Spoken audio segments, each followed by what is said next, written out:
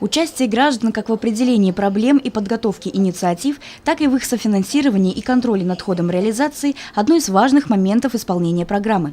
Проекты отбираются на конкурсной основе по целому ряду критериев, в частности, населением на общем собрании. Кроме того, они должны быть совместно подготовлены инициативной группой из числа местных жителей и администрации поселения, а также обеспечены софинансированием со стороны жителей, малого бизнеса и завершены в течение одного календарного года.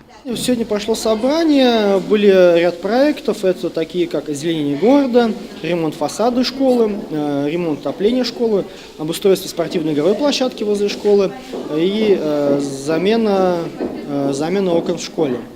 Наибольшим голосованием было выбрано предложение о замене окон в школе.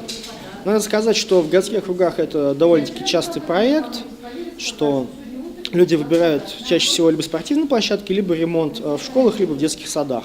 В настоящее время аналогичные проекты успешно реализованы более чем в 80 странах.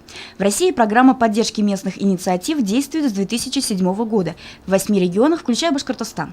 Однако республиканский масштаб она приобрела только сейчас, отмечают специалисты. Ежегодно объем финансирования из республиканского бюджета на реализацию проектов, направленных на развитие объектов социальной инфраструктуры, составит до 300 миллионов рублей из расчета не более 1 миллиона на каждую заявку.